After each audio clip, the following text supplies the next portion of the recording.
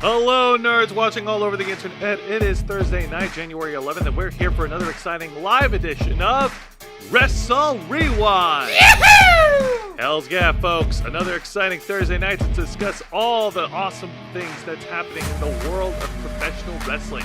All the coolest matches, coolest spots, great segments, all the greatest OMG moments, and historical making memories. And guiding you through this journey is me, your host. I am Jose Casabona. I am the host of Wrestle Rewind, and I'm also the host, the founder, the content manager, and the executive producer of this channel, The Ravens Flock. And on behalf of all of us here, we appreciate all of you tuning in right now. And joining behind the camera is the host of the Black Files, my tag partner for Wrestle Rewind, no matter puts in the man hours by all the videos that we produce on this channel every single week. Needed to make sure that I put on deodorant tonight, Mr. Juan Arouse. Thank you for that fine introduction, Jose. Don't you ever forget the Mister. And much like all our other shows on this channel, we are simulcasting on both YouTube and Kick. Hit the subscribe or the follow button on the bottom right corner of your screen. Click the bell icon to enable all the notifications. Leave your questions and comments below, and we will answer as many as we can. And if you wish to go above and beyond, to support the Ravens Flock, then you can become an inner flocker. For $4.99 a month, you'll have access to all the perks that comes with our membership. Juan, tell them. Well, for all the inner flockers we've got in our chat, and I know we have plenty, go ahead and show off those lovely membership badges and custom emojis, letting everyone know that you stepped up and you're helping rescue the Ravens Flock from the clutches of late-stage capitalism and help us become full-time YouTubers. We've been at this for a while now, and we are counting on your support. Every single one of you guys who steps in also gets access to Members First and Members Only content, a special discount to our merch store, link in the description below, and you also get access to us, the Ravens Flock, your favorite Motley Crue nerds, here to make your voice our mission by providing you our thoughts, our input, by providing us your thoughts, your input, your feedback, your ideas on how to better shape the future of this channel. Saying hello to Nikki Bella, Matthew Coburn, and we've got Wolf in the chat. Hello there, folks. Welcome to Wrestle Rewind. But Jose, pray tell exactly what is it that we do here on Wrestle Rewind? Here on Wrestle Rewind, for those who are new to the program, we review 3 of the most exciting professional wrestling programs in North America today. That is WWE's NXT, All Elite Wrestling's AEW Dynamite,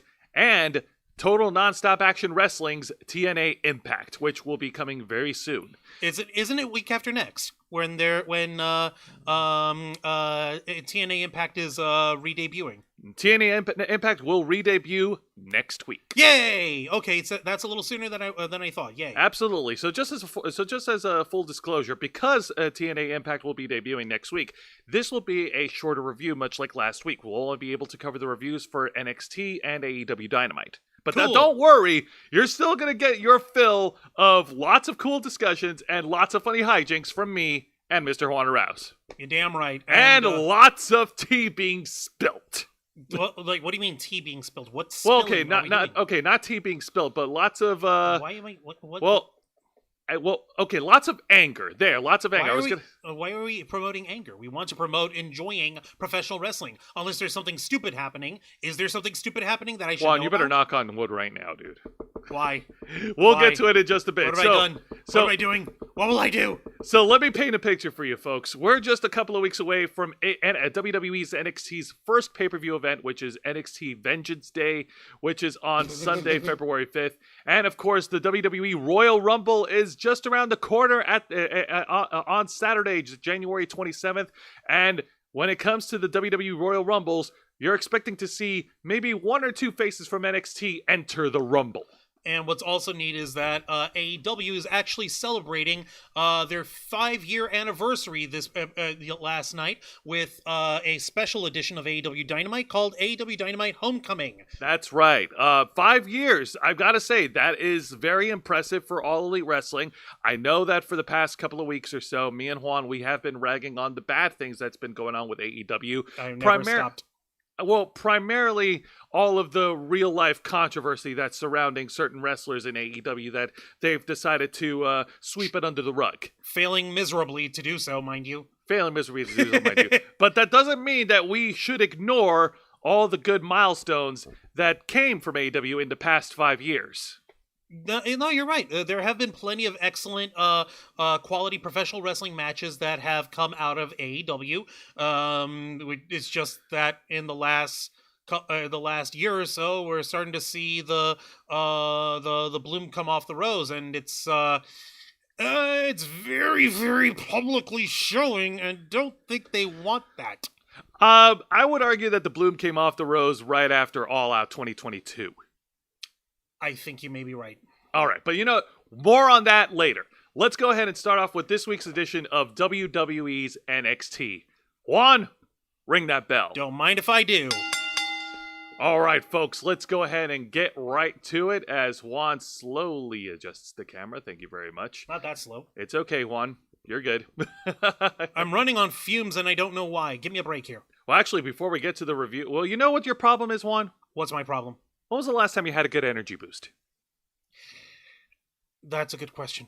Yeah, that's a very good question. And Okay, now, so, and before, and you know what? Before we start the show, Before we start the show, now would actually be a good time to crack open something to get you going, don't you think? After all, the Ravens Flock is proudly a partner of Glitch Energy Drink. Yep, damn right. Go to glitchenergy.com, use our promo code FlockFuel to get 20% off your purchase. Glitch Energy is a new kid on the block. However, they've got plenty of different YouTubers and gaming streamers backing them up. Every single one of their smart energy blends, from their Greenades, which is like green apple flavoring, over to the Nerdies, which is my personal favorite, and I'm getting it the first chance I get. They come with 0 sugar, 0 carbs, 0 calories, and 0 crash. Yeah, that's right. And along with those products, they also have Glitch Revive, which helps for hydration and endurance to help restore your body after long days of work or fitness or any type of activity that just leaves you physically drained. And they even have a specialized supplement line as well, where you can get different supplements that help you in different parts of your daily living, from immunity boosting to better eye health, because we're all stuck looking at screens all the time. Glitch Energy has got it all. So again, this has been tested out by the Ravens Flock. We got to try their stuff, and we wholeheartedly endorse it. Absolutely. Go to glitchenergy.com, use the promo code FlockFuel, and receive 20% discount on all of your online purchases. Sponsor over. Let's get to the review. Okay, do I have to ring? I think I should ring the bell again, right? Yeah, go ahead. Yay! If anything else, it'll help you wake you up. Not really. Okay, all right. So, folks, let's go ahead and start with this week's edition of WWE's NXT. We're going through a little bit of a fallout from last week. Oh my God, ladies, calm down. No. Listen, I haven't even started talking about your match yet. Oh my God, no. This is chaos. No, Juan's not wrong. This was chaos. And when the show went on the air, they showed backstage footage of the parking lot area where the ladies brawled. Is this Nikita Lyons and Blair Davenport? That's right. And it was supposed to be later on in the evening, but there was so much brawling between the two ladies, they decided to have their match right freaking now. All right, screw it. Why not? Yeah, sure. Screw it, we're doing it live. Sure. Also, Jen Pearson is on the chat. Hey, up there, Jen. She's lurking doing research. Hope you enjoy the show. Welcome to Wrestle Rewind. All right. Yep. Juan, go to the next image, please. I got this.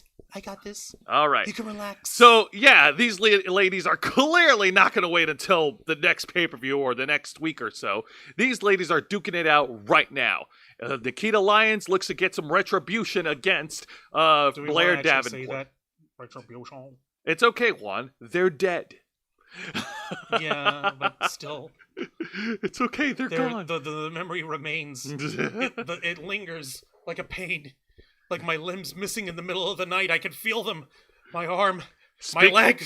Give them back! Speaking of legs and limbs, the story of this match is that Blair Davenport has been targeting the injured leg of Nikita Lyons. Nikita Lyons was storyline taken out by Blair Davenport. In reality, she had to heal from a torn ACL, and when you tear and for those who don't do anatomy, the ACL is basically located around the knee.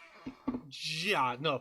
Oh, God. Matthew Coburn is in the chat. And he's saying, Blair Davenport's got glower power like Mr. Burns. Yes, she does. Complete with those crazy eyes. No, those aren't crazy. Those are fuck you, I'm gonna eat your face eyes. Well, she didn't eat anybody's faces. After all, cannibalism is frowned upon in most societies. But she did work over Nikita Lyons' leg during the match, and Nikita Lyons was able to hit a small comeback in the middle of the match, but then we get to a critical point. As Nikita Lyons tries to go for a spinning roundhouse kick, she hits leg first, specifically the repaired knee first, onto the ring post. Ouch! Ow. Ow, indeed. And just like a shark that smells blood, Blair Davenport goes back on the offensive, rolls Nikita Lyons back into the ring, hits her with a knee to the face to pin and win. Ooh, Blair Davenport beat Nikita Lyons. You son of a bitch! How dare you? And if I'm not How dare mistaken, you take out the thick booty lioness of NXT? and if I'm not mistaken, unless there's evidence to prove to the contrary, this is Nikita Lyons' first singles match return from injury. Yeah, it actually is, and this isn't exactly how she was expecting to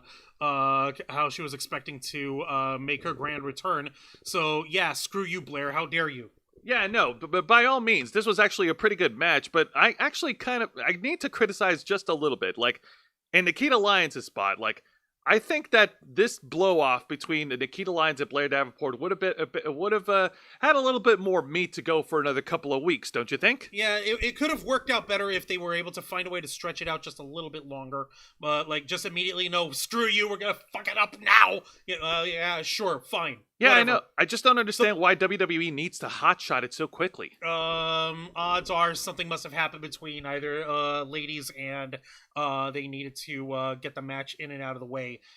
That's the only explanation that I could think of. No, it's also, fine. For Matthew Coburn's his peace of mind, yeah, you're right.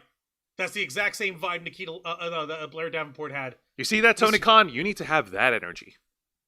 Tony Khan doesn't have that energy. No, he doesn't. All he has is a stupid fur hat from Toni Storm. No disrespect to Tony. I like her. No, we all like Toni Storm. We're just not very proud of what Tony Khan has been doing. Yeah. But you know what? Like I said, we're going to get to that in later. Don't worry, Juancho. We're not going to open that can of worms just yet. Good. But it's... Because I gotta tell you, Kay Storm will be super pissed if you open up a can of worms right here. She just got through cleaning the carpet. Okay, I definitely don't want to incur her wrath. Right. But Next match. Let's get to the exciting match. It is the first round of the Dusty Rhodes Tag Team Classic. That's right there, baby. Ain't nobody better over here. We got 4 brackets. Braun Breaker and Baron Corbin versus Gallus. Hank Walker and Tank Ledger versus Axiom and Nathan Frazier. And you've got Chase U versus the LWO and Carmelo Hayes and Trick Williams versus Idris Inoue and Malik Blade. That's the winners right. of each one of these will face each other off, and the winners and the finalists will go on to vie for this year's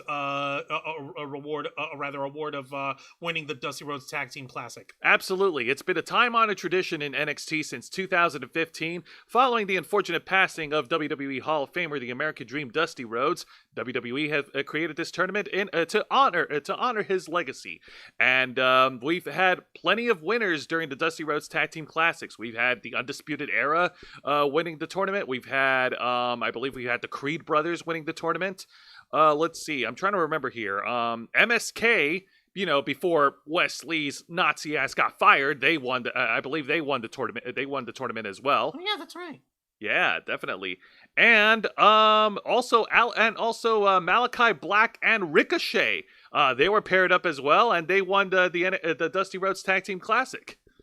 Yeah, so clearly, as you guys can tell, the Dusty Classic has a lot of weight behind it in terms of the tag teams who moved on to higher and harder prospects. So which of these matches was the actual first match? Because I don't know. The actual first match just so happens to be the exciting match of the night, and it's the Odd Couples tag team of this pair of assholes here, Baron Corbin and Braun Breaker, versus the Scottish tag team of Gallus, represented by Mark Coffey and Wolfgang. Yeah, no, like Jose, you actually explained it last week. Braun Breaker and Baron Corbin basically got together and said, "Hey, you hate people, I hate people, let's hate people together." Sure. That's literally their only chemistry. We're assholes. Let's tag team. That was it. I Okay, well, let's see how well this went. You said that this was the most exciting match. It was definitely exciting. Paint the picture. All right, it's definitely... Tell the story. I am going to tell the story. It's definitely an exciting match because, like, both Braun Breaker and Baron Corbin, while they gelled together as this slapped-together odd couple tag team, like, they had moments where they tagged each other in to try to one-up each other. They even tried to one-up each other's entrances. Tag themselves in? Yeah. Wait, seriously? What? Wait, no, time out. Wait, they're trying to outshine each other. Yeah, they're trying to outshine. Who could have possibly predicted this? Assholes not supporting each other properly. Now, of course, Gallus was able to regain their momentum before they went to the commercial break, working over Braun Breaker. But then, as soon as we got back from commercial break, Baron Corbin was worked over by the Scottish tag teams. We got some really cool spots. Baron Corbin hitting the deep six onto Wolfgang, and in an incredible display of power, and I have the image to show it, Braun Breaker, follow along with me, does a German suplex on the Gallus boys, with one of them holding the other Gallus guy in a fallaway slam position. My words do not do any justice. Check it out. Jesus! Wait, hold on. Why is what's his face holding Joe Coffey in the fallaway position? Oh no, because Baron Corbin tossed Mark Coffey to Mark Wolf. Coffey. Yeah. Okay, he tossed him to Wolfgang Puck. Yeah, exactly. And it's awesome. I like this. Holy shit. Once again, Braun Breaker proving that he's a big fish in a small pond. Yeah, no, he's seriously he seems OP as fuck. He's seriously overpowered. Why are his numbers upside down on his singlet? I don't know. Oh no, I actually know, and I can fill you in. That singlet is actually paying homage to one of the classic singlets from his dad, WWE Hall of Famer Rick Steiner. Yeah, let's keep it that way. Oh god, Matthew Coburn over here saying, cruising, hating people together. A wrestle sandwich. Ooh. Extra beefy. Extra beefy indeed. It's like the KFC ultimate chicken sandwich of doom, where the breading of the chicken sandwich is also more chicken. So it's just chicken with chicken and chicken. That's what this is, except it's all beef. That's a lot of poultry. Yeah, well, these guys ain't no turkeys. Especially not Braun Breaker. Continue with the match, if you would be so kind. Oh, yeah. Oh, no, trust me. This won't last long, because after that momentum's been rebuilt by Baron Corbin and Braun Breaker. Braun Breaker hits a spear, and Baron Corbin tags himself in and hits the End of Days to win for his team. Your winners, and advancing to the semifinals in the Dusty Road Tag Teams Classic, Baron Corbin and Braun Breaker. Not bad at all. It fucking doesn't make any sense to me, but yeah, sure. From a storyline, I guess WWE are trying to tell the story with this odd couple of Braun Breaker and Baron Corbin. I guess they're trying to hype them up as being the potential winners for this tournament. You know, a classic, can they coexist? No, the answer is no. So one can make the argument that because of that storyline, it's a foregone conclusion that Corbin and Breaker would win. Yeah, but, it's not like they're setting up to be a super tag team. At least, you could have that kind of story being told with Carmelo Hayes and Trick Williams right now because of the animosity between them. Braun Breaker and Baron Corbin, it seems like they kind of slapdashed these two. Yeah, they had one backstage segment last week, and all of a sudden we're supposed to buy that they're going to get along as a tag team for the next couple of weeks? Yeah, no, apparently, I don't know what to tell you. Yeah, I feel like there's going to be a bigger payoff to this, but you know what? I'm cautiously optimistic. That's the best way I can put it. Cautiously optimistic, he says. But you know what? Enough about that, Juancho. Get ready for a segment that's going to tickle everybody's funny bone. Following last week's loss to Fallon Henley, Tiffany Stratton did agree on the terms of their match that if she lost, she would be Fallon Henley's, her ranch hand for the day. And I did predict that there was going to be some funny hijinks in a video package, and I did not lie to you. Hijinks did indeed ensue, and I watched it. It was pretty by the numbers, but you get the idea here. First of all, holy shit, Tiffany, what the hell are you wearing? She murdered the Pink Panther's fuzzy cousin and is wearing it as a jacket. So Fallon Henley gave her a rundown of what what jobs need to be done at the ranch. You know, you gotta muck the stalls. You gotta clean up the hay, pick up the hay. We gotta clean the horses. You know, it's a day's job, and it's a dirty job, but somebody's got to do it. And since a deal's a deal, that somebody was Tiffany. Matthew was saying, "Sorry, never laugh at a woman who could beat you." I would love to see Tiffany Stratton try to beat me, please. Please. Are you sure about that? Please. Oh my. Please.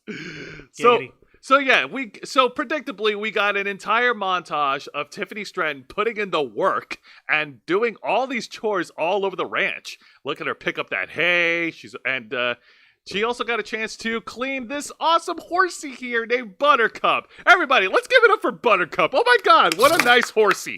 Such a cute horsey. I know. Like, she was barely touching the horse with the sponge that was barely soaked with anything on it. She was like very ew gross. It was very bare minimum cleaning, but don't take our word for it. This picture says it all. And yes, she is wearing a miniskirt with possibly no underwear. I don't know. I'm guessing she has a thong on, but dear God, what is wrong with this girl?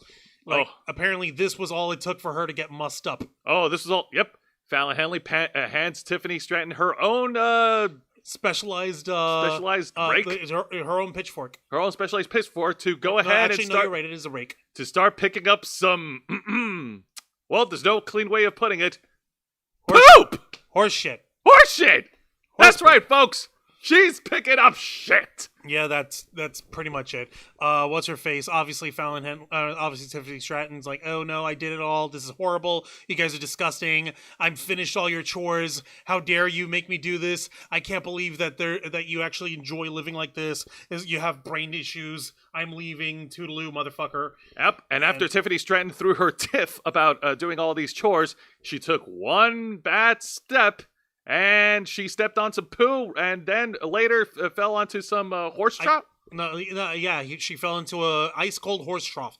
Ice cold horse trough, and there she is, just crying and flailing like a freaking magic carp. Jesus, it's real work. Go cry me a river. Just look like I may be wrong. Well, let me see. Matthew was saying it looks like Elizabeth Hurley's outfit in the movie Serving Sarah, except hers is pink. Actually, let me take a look and see. Serving Sarah, I have to watch that. Only because of Elizabeth Hurley. I know, right? Man, that's a name I haven't heard in a long time. Right? What the hell? That was so long. Okay, I could see where you get that. Serving Sarah, starring Elizabeth Hurley and Matthew Perry, also starring Bruce Campbell, Vincent Paston, and Cedric the Entertainer. No, it's just the hat.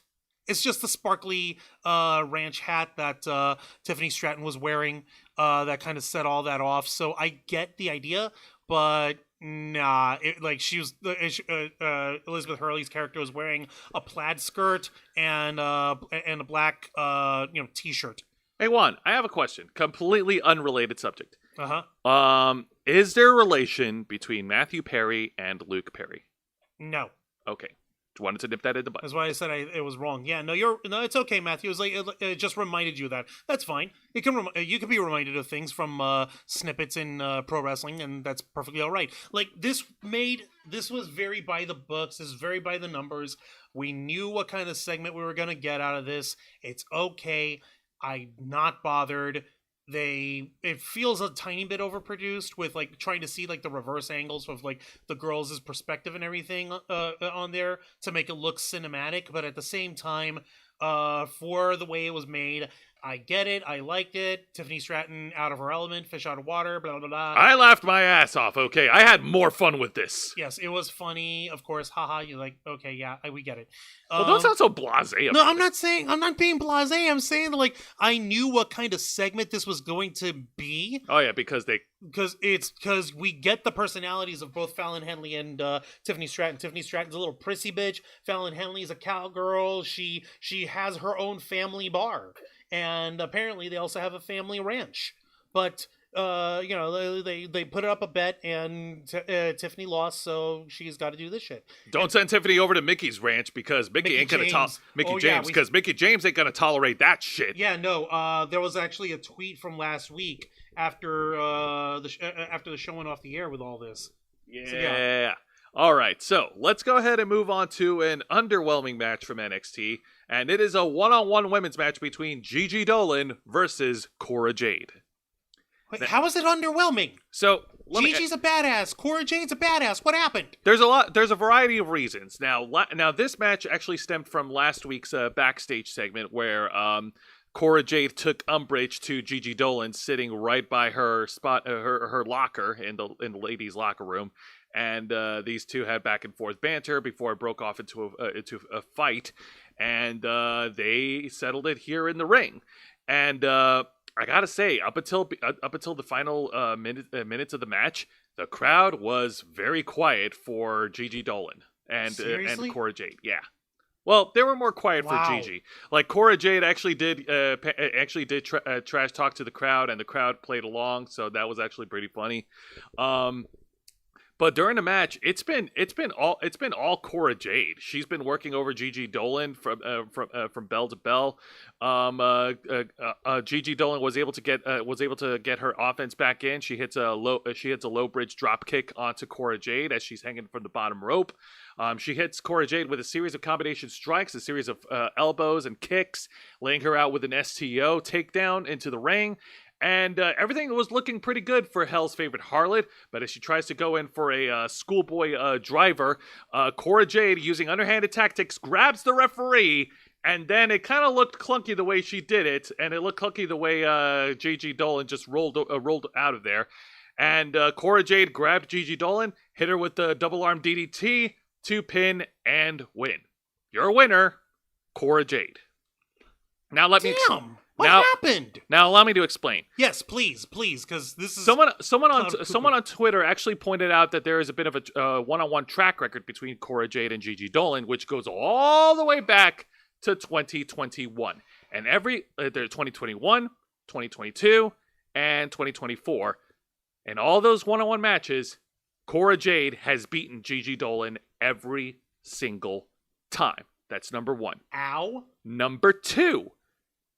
Gigi Dolan is not in a very good place right now in terms of booking, because when she split off with Jane, I will admit, and I will eat crow, I thought that Gigi Dolan was a more interesting character and she was going to have a much better run than JC Jane. And now look at where we are right now. Yeah, you could call it funny, but at least they're doing something with JC Jane, pairing her with Thea Hale and putting her part of the Chase U storyline. But with Gigi, she's left with nothing. She doesn't have any storylines going. She's not feuding with anyone at the moment. Ow! Yeah, I know. This is one of the... Yeah, I know. I hate being wrong. I feel bad, and I hate being wrong about this, man. Shit. That's really sad. And I don't really understand where it's coming from. It feels wrong. You'd imagine that, what, did Gigi Dolan do something wrong that she's being pushed down? And stuff? I have no idea, but I'm going to tell you this. If any of her matches are not airing, because there's something I noticed about Hulu. I think what Hulu does, because I watch my WWE programming on Hulu, I don't have live cable. I think what they do on Hulu is that they put all the good matches and all the good stuff on Hulu, and they leave out all the stuff that wasn't so good on and just leave it on WWE YouTube. Ouch. That's my guess. That's my thinking. I could all I can say is it's been a long time since I've seen Gigi Dolan when I'm catching up on NXT. That's not on YouTube. That's really sad. I don't get it. Maybe you think that maybe just that her matches aren't up to snuff, and Hulu is showing as much by not including it? That's so bizarre. I think so. All I know is that they've got to do something. Something's got to give with Gigi Dolan. And as for Cora Jade, obviously it's not going to hurt her. I mean, she's coming white hot after returning at NXT Deadline. This is just a small roadblock that she knocked down by the strength of her, bitch ass attitude. Yeah. Yeah, way to go, Cora Jade. Your daddy, CM Punk, would be proud of you. Yep. Papa Actually, Punk he is proud of you. Papa Punk is proud. Matthew Coburn was saying with Gigi's hat, it looks like she's driving a 1950s taxi to hell. Ha. I get Yeah, it. I can see that. But like, come on, guys. Like something must be happening. I wish we knew what it was. I would like to know too, but you know what? Let's go ahead and move on to the segment of the night. Now, this wasn't a bad segment by any means, but when I mean, Juan and I will have different opinions about it. When you compare it to the video of Tiffany Stratton and all the laughs that came out of that, this kind of feels like a step back. I'll explain. So it started right after Lyra Valkyria announced that there will be a 20-women battle royal next week to determine the number one contender for the NXT Women's Championship. Lyra Valkyria, the champion, was interrupted by these two women on the left, Lola Vice and Elektra Lopez. Lola Vice being the one in the pink shirt. Now, Lola Vice, she is the winner of the Women's Breakout Tournament from 2022, and she has a contract that allows her to cash in on an opportunity for the NXT Women's title anytime, anywhere. Hold on. She was the breakout winner of 2022?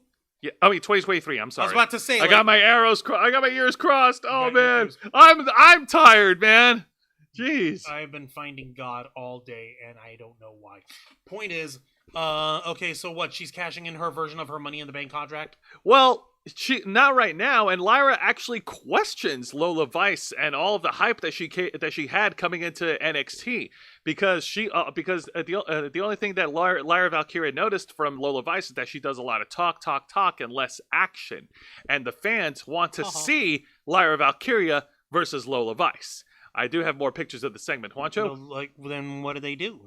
Lola Vice then got on the mic and first of all told Lyra to cállate la boca. And any of us could say that. Yep, any of them can say that. And she calls all the fans sheep, the ones who cheer for her because they can't handle her Latina heat. And Lyra Valkyria. Don't tell me she said Latina heat. Yeah, she did. No. Sorry, Lola. No. You haven't earned that yet. You have not earned that. You don't know. No. Fucking Dominic Mysterio has earned Latino heat more. Hey! And that's not like what that? No, Lola. No. Come on. Lyra Valkyria then stirs the pot a little bit, saying that Hey, Elektra Lopez. You really gonna let her talk down on you like that? Exactly, calling out Lola Vice, saying that Lola Vice has no intention on using the contract for the WWE Women's Tag Team titles. You know, just to throw Elektra Lopez a bone. I mean, after all, she's not managing the LWO anymore. So there's that. So instead of them having a one-on-one fight for the title, we get a 2-on-1 beatdown by Lola Vice and Elektra Lopez beating down on the champion until Lyra Valkyria was saved from her number one fanatic, Tatum Paxley. What? Oh, hold on. Tatum. Okay. No, I remember now. You told me Tatum Paxley is gone. Crazy cuckoo psycho stalker BFF. Yeah, she's pulling an AJ Lee. Okay, an AJ Lee Mickey James hybrid. Okay, I get it. Still, what the fuck? Yeah, it's very weird. Like I said, this wasn't a bad segment. This was good, but like compared to the other segment that we talked about earlier, like that one was funny and made me laugh my ass off. But this one, it was good, but it wasn't great. Okay, so it served its purpose over here. That and the fact that you've tried to that she tried to sow dissent between Elektra Lopez and Lola Vice, and it didn't work. Yeah, exactly. Like, and what's that about? Yeah. Also, makes why her come off like a chump? More to the point, why is Lola Vice holding off on cashing in her opportunity? Why is she putting a stay in the execution of Lyra Valkyria? Exactly. Why the hell isn't she just going for it right then and there and trying to attack her? She already has an advantage. She already has, what's her face, Elektra Lopez helping her out. The only thing that's happening is that she's, infringing on the power of Latino heat because she hasn't earned it yet. And, like, it sounds like she's just being a little wimp in terms of waiting and stalling to cash in her contract. Well, so what the hell is it? Well, nevertheless, we still have a couple of weeks before Vengeance Day, so we'll see what happens. I'm pretty sure, like, I can tell you exactly how this is going to work out at the very least next week here. Now, before we get to the... I'm pretty certain this is how it's going to work out, Jose. Okay. It's pretty straightforward. Next week between these 4 women. Yeah. I mean, yeah. do we need anything further? No. I mean, the story writes itself. Shit, man. Yeah. Even easy. Teddy Long's like, nah, man, you don't need me for this. You know what I'm about. You already know what I'm about, player. But yeah, we predict that there is a tag team match coming along the way. Yeah, now, it's probably going to be next week. Now, speaking of tag team match, before we talk about the main event, we do have an honorable mention from NXT, and that is the other first round of the Dusty Rhodes Tag Team Classic. That is the team. Well, that is not what's supposed to get pulled up. Damn it, Juan. No, that wasn't me. No, I saw you. Okay, here we go. Here's the honorable mention, and it is another match in the Dusty Rhodes Tag Team Classic, the team of Nathan Frazier and Axiom versus Hank Walker and Tank Ledger. Now, and clearly, yeah, I know, again, the story, it's a foregone conclusion. Axiom and Nathan Frazier, they're the more popular tag team. They were going to win, but this match, these two put on a banger of a show, and it's actually a great story because because Axiom and Nathan Frazier have competed against each other in friendly competition back in 2022 and 2023, and both of them are experts in the game. Both of them are great high flyers, great technicians, and this was a really, really cool match. Nathan Frazier has incredible speed to under his belt. Like, he can run so fast you can barely see him go through the ropes. And Axiom, he's an incredible high flyer, an incredible technician, and both of these guys just complement each other. And even though this wasn't like as exciting as Baron Corbin and Braun Breaker, this still deserves a mention because of the high flying chemistry between the two. Yeah, no, it makes perfect sense over here, and obviously these guys have known each other for forever and a day. His mask looks like the window into the abyss, says Matthew Coburn. Ow! That's horrible, but also... If you put your hand through the mask, where will it take you? Will you get suctioned in? Will you fall into nowhere? Will you be spaghettified? Is it actually a black hole? We don't know. Is it a strange vortex that will lead me to another world? That's what Axiom is for, isn't it? Yeah, no. This isn't a math equation I'm ready to solve yet. Anyways. All right. There's no way. Now let's get to the main event. And the main event is an open challenge for the NXT North American Championship initiated by the champ himself, Dragon Lee. Yay! Or as he likes to call it, the Desafío Universal, which is Spanish for the Universal Challenge. Well, open challenge, same thing. Open challenge, and the man to step up to the plate to challenge Dragon Lee is none other than Lexis King. Well, yeah, he would go into any opportunity he can just to fuck with everyone else and just to put himself into a spotlight. That's an interesting character for Lexis King to go to. Oh, Matthew was saying maybe the Void will be like the one in the 80s horror film House. Oh, God. Maybe, that would be horrible, man. Maybe, but his character is supposed to be a superhero character, so it has to take you somewhere superhero-y? I don't know, somewhere in a comic book or something? Who knows? Anyway, so Lexis King and Dragon Lee for the NXT North American Championship. This was an incredible high-flying match for both competitors. Both these guys are great technicians in the ring. We got some great lucha things from Dragon Lee. Great lucha things, he says. That's never going to get old. Thank you, Samurai del Sol, for that line. Dork. Oh, yeah, no. What's his face? Lexis King was able to regain his momentum, and it looks like he was about to dive through the ropes himself and hit a suicide dive, but then he stopped halfway because one of the competitors from the men's breakout tournament who was taken out early by Lexis King tried to interfere. He was held back by the referees, and he was barking at Lexis King. This provided enough of a distraction for Dragon Lee to hit a tope suicida through the ropes and knock out Lexis King before they went to commercial break. And then when we got back from commercial break, Lexis King was working over the North American champion, laid out his ground game with a lot of submission holds, including this one. Yep, you can see Lexis King right now working over Well, it looks like he's trying to work over the midsection, but Dragon Lee is also trying to work over the leg of Lexis King. Yeah, so like Lexis King, I'm guessing he was trying to do like a leg scissors lock around the midsection in order to like squeeze Dragon Lee's like ribs, but Dragon Lee managed to split the legs apart in order to try and apply pressure to to King's left leg, as you can see, because he's also got it sandwiched between his own legs. Exactly. This is totally straight, people. Thank you. And Lexis King continued the onslaught. And this is a really cool move that I saw Lexis King do in the ring. Yeah, no, he gets his opponent at the corner in the quarter turnbuckle, and then he chokes him out while hanging on to the ropes using both legs and using the rope as leverage. How awesome is that? I've never seen it before. Such a weird, fucking amazing little submission there. Nice, I like it. But did he ever do that when he was in AEW? It's hard for me to say because he was barely on Dynamite. And he wasn't on Dark Elevation or Collision or Rampage? Everything but Collision. Remember, he left AEW before Collision started, right? Yeah, before Collision started. So, yeah. But I mean, yeah, he did. I don't know, man. I mean, I barely watched AEW Dark and Dark Elevation. No disrespect. You're not alone. Okay.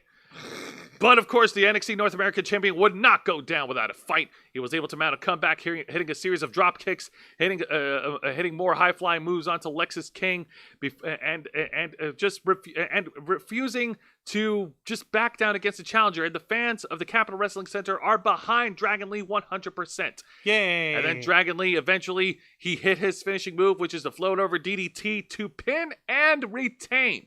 Your winner, and still... the NXT North American Champion, Dragon Lee. Yay! Or is he? What the hell?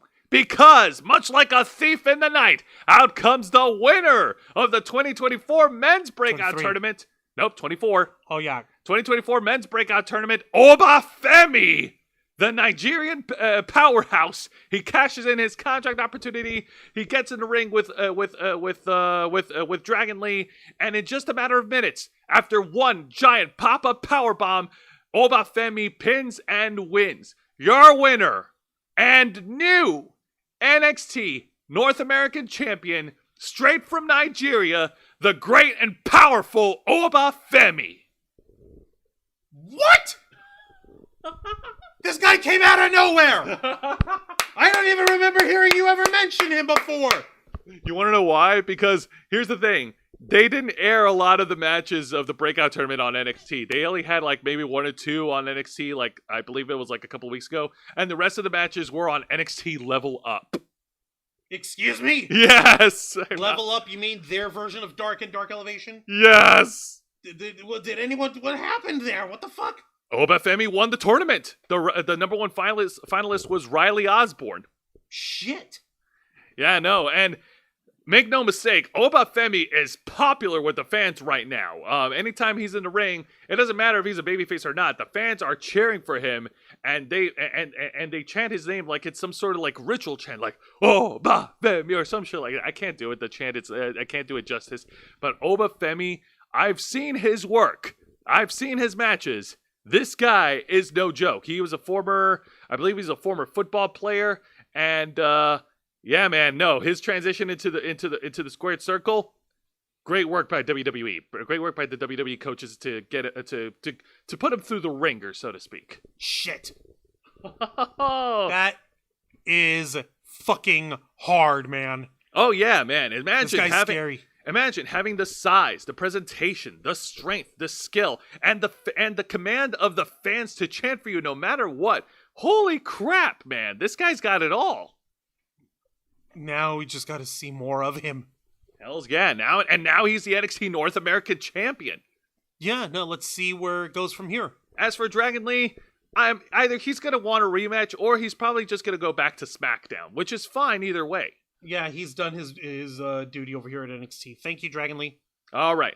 Now let's go ahead and talk about this week's edition of AEW Dynamite. Light the fuse, hit the boom, Dynamite! Yep. And as we mentioned earlier, this is the special homecoming edition of AEW Dynamite. So they went all the way back to their roots. This week's Dynamite homecoming took place over at the Daily's Place, the home of the Jacksonville Jaguars in Jacksonville, Florida. I just noticed something, and maybe I'm just nuts. But take a look at the little curve under the homecoming here. The very last curve, that swoop. Yeah. Does that swoop look familiar to you? Does that swoop remind you of anything? Just off the top of your head. Nope. Completely original. You 100%, sure? 100% original. We have a lot of V's that look like W's over here. Are we sure? Are we sure here? Wancho, you're jumping to conclusions, buddy. Come on, man. You need to stop with the conspiracy theories. Yeah, sure. I'm the conspiracy theorist, sure, because I happen to notice patterns and go to simplistic conclusions. Go drink your Pepsi, okay? Yeah, sure. I'd rather be glitching out than running on fumes and trying to survive on hard caffeine like energy drinks and like soda because I really don't want to crash. Okay, fair enough. Do you have a drink with you? No, not this week. Sorry. Like I said, I'm waiting for it to come in the mail. Next Matthew time. Comer was saying, "Get ready for a kid, Dynamite!" Ha! And Jacksonville was where he was born. Awesome. Congrats. Hey! Also, I hope you're not a Jaguars fan. So do I, because they kind of themselves sucks. Yeah. They kind of themselves this week. All right, so homecoming AEW Dynamite homecoming kicks off with a one-on-one match between Claudio Castagnoli, the powerhouse of the Blackpool Combat Club, versus Hangman Adam Page. There used to be a time where I would have been excited to see. Sorry about that. I don't know what happened with the camera. There. Go on. Let me just. Yep. No, you're fine. You're fine. I don't know what happened. It's okay. There we go. It's Sorry. called the promo, kid. You're good. Get good at it. Go on. I got it.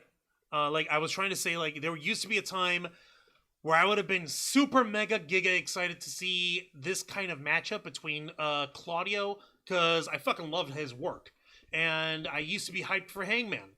I really did. Then I see what kind of an entitled little prick he is, and like I feel like Claudio Castagnoli's stock has diminished ever since Blackpool Combat Club was kind of floundery. But that's just me. That's just my view on it. Matthew says he's not really into sports, but he loves sports movies. Hey, you and me both, my friend. God, yeah, no, you're right. Days of Thunder. Ouch. Days of Thunder. Ha! Days of Thunder. My favorite sports movie of all time is Remember the Titans. Rocky counts, by the way. Rocky. Hey, yeah, you know what? Rocky does count. Rocky and Remember the Titans and Ali. Yes, same here. Yeah. I love Ali. He's the champ. Hells yeah, and all the fans went crazy for him. But in the complete opposite for this match, there was no chanting from the crowds between in this one-on-one match. The crowd was dead silent. I am not. What? I am not kidding. No, Jose, no. Fucking no. AEW, I've seen them pipe in like audience cheering before. The other week when they had that one tag match where what's the face they got into that leg lock on top of the table and they just stumbled over. There was a gigantic, very obvious piped in audience cheering in the middle of the match. So I know that these guys can fucking do it. Are you sure? It was dead? It was very dead, and there was a lot of cool spots during the match. Claudio did his big swing on the Hangman. Claudio was also working over the Hangman Adam Page. He was trying to. Both these guys brawled at ringside. What? Yeah, no. Claudio Castagnoli had Hangman Adam Page over his shoulder, and then hit him back, and then ran his back into a part of the stage. And then Hangman Adam Page tried to hit a counterattack. Did a diving moonsault from the stage to the outside, hit Claudio Castagnoli, and even had a little bit of a fan interaction drinking the fans' beer. Because that's what Hangman does. What, did the fan just give it to him, or like, he just took it, glug, glug, glug, and he just took it, glug, glug, glug, and then, yeah. I don't know. Was the fan excited that he drank his beer? Was the fan showing anything? Was there any... He didn't look angry. What, was he like neutral face? Like, okay, here you go, whatever. No. He was smiling, but like, okay, he was enjoying. He was enjoying it, but like for the most part, like I just don't understand. Like there was a lot of cool spots in the match. Why were the fans silent for Hangman versus Claudio? Well, maybe it was because it's Hangman. Oh yeah, but because it's Hangman and because of what we know about him, maybe. But as we maybe what's his face? Cobert saying he also likes Sandlot, Major League, and so on. Major League is getting a new 4K release. Cool. Nice. I'll have to check that out myself. But getting back to the match, Hangman Adam Page, actually no, Claudio Castagnoli works over the Hangman until Hangman was able to counter and hit a dead eye, but Claudio was able to kick out after 2. And after some more back and forth action, both these men are at the top turnbuckle. Claudio's about to hit an avalanche Ricola Nice. powerbomb, but then Hangman Adam Page was able to counter it into a Hurricane Rana, and then Hangman Adam Page hit back-to-back buckshot lariats to pin and win. Your winner, Hangman Adam Page. But the audience, what the hell?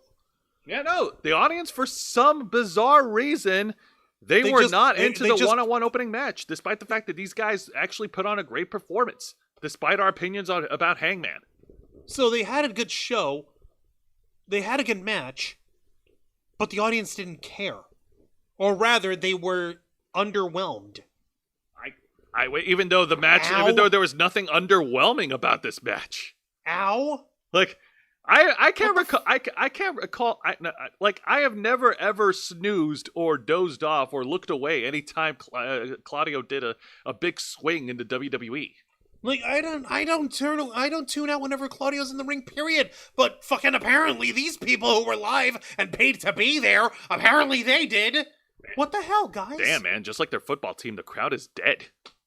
But this is great so far. Oh, God. All right. Let's move on to the exciting match. Now, listen, I know there was an 8-person men's tag match, which I will talk about in a bit, but I was more excited for the 8 women's tag team match on Dynamite. Now, okay, yeah, you're gonna need to explain this one to me because I'm a little bit lost. All right, on the babyface team, you've got Thunder Rosa. You also have Willow Nightingale. You have Anna Jay, and you also have Chris Statlander, the former AEW TBS champion, versus the teams of the AEW TBS champion Julia Hart, Sky Blue, Saraya, the former AEW Women's World Champion, and Ruby Soho. Okay, yeah, it's the battle lines are pretty clearly drawn. Statlander has got beef with Julia Hart. Sky Blue has joined the dark side. Yes, she's showing us her dark side. Her butt. Let's see here. Obviously, Saraya and Ruby Soho, what are they, the Outcasts still? They're still the Outcasts. There's a bit of a storyline going on. They're still feuding with Willow Nightingale, and they're also feuding with, they're feuding with Willow Nightingale, but there's a little bit of, like, in their turmoil between Ruby Soho and Saraya, because Ruby Soho is involved in some weird lovers storyline with a member from the Jericho Appreciation Society that nobody cares about. Okay, and what's Thunder Rosa's Thunder Rosa has beef with Julia Hart and with Sky Blue. Okay. All right. We get everyone's beef. This makes sense. Let's I can understand. Let's see if this doesn't become a gigantic pile of spaghetti. Oh no. Tales from the Dark Side. Thank you, Matthew Coburn. Thank you. So starts off with the baby faces getting the early advantage over the heels, and then when we get to commercial break, the bad girls are working over Willow Nightingale, keeping her away from the good girl tag team. Willow Nightingale was able to power through, and she was able to get the hot tag onto Chris Statlander, and then every person in this match got their spots. But before we get to that, we had a huge 8-person tug of war on who's going to land the vertical suplexes. Like, all 8 of the participants were in the ring, and the baby faces, the good team of AEW, you can say good guys. It's fine. The good guys, did their simultaneous, like, 4-person vertical suplex in the ring, which the fans popped for. The fans were crazy for this women's tag match. Yay! Okay, so the ladies are getting the shine properly. Also, it's important to know that Anna Jay was also wrestling and paying homage to the late Mr. Brody Lee, who had passed away in the late December of 2020, who was the former leader of the Dark Order. And Anna Jay was wearing ring gear, and she was wearing a shirt to pay homage to the Exalted One. Neat. Indeed. That's nice of her. Yep. Every one of the women got their spots in and hit their signature moves. And in the final minutes of the match, we got a confrontation between Anna Jay and Julia Hart. and this is likely to set up Anna Jay as the next contender to challenge for the AEW TBS title. Both these ladies square up in the ring, and Anna Jay tries to go for the Queen Slayer submission move, but Julia Hart got out of the way, tagged in Sky Blue, and Sky Blue, ooh, talk about cannon fodder. What happened to Sky Blue? Sky Blue was on the receiving end of the Queen Slayer, and she had no choice but to tap out. Your winners by submission, the team of Thunder Rosa, Chris Statlander, Willow Nightingale, and Anna Jay. Nice. All right. Okay, so yeah, the ladies are getting their thing in. Okay, more of this, please. Yes. More of this, Tony. Yes. What the shit, man? The fans love it. Tell me if, okay, was this match just shot together 3 minutes, stupid thing, or did this actually get to breathe? This match was put together last week. I mean, did it get a chance to breathe in the match? In the match, yes, of course, absolutely. How long was the match, if you can recall? I can't recall. I know is that it went past a commercial break. Okay, that's not horrible. That being said... And the fans were more alive for this than the opening match. Good. Fucking hell. And now we're going to crank things up from good. Just remember, Tony, more of this, please. Unless you want to ignore the problem. I mean, by all means, it's your promotion. Yeah, it's not as if you have millions of dollars at stake here. It's not as if you're ruined. It's not as if you have the reputation of so many wrestlers that you're putting up at risk. But yes, please, by all means, do more of this. Do more of the good thing, which is good. What the fuck? It's not that hard. And speaking of good things, we get an in-ring promo segment from the newly crowned AEW World Champion, Samoa Joe. Awesome. All right. Yeah, Samoa Joe, all nice and decked out in his suit. Why is he still holding the big the triple B, the big burgundy? That photo's dated. Belt. That photo's dated. Yeah, I could tell because Samoa Joe's got fuzz on his head. He keeps his head nice and svelte. Yep, nope. Samoa Joe has a new championship belt. I don't have a picture of it, unfortunately, but this belt actually, oh my god, they're copying the WWE.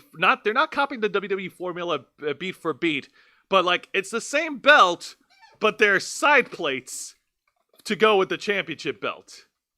Yeah, you gotta look. You gotta look it up. No.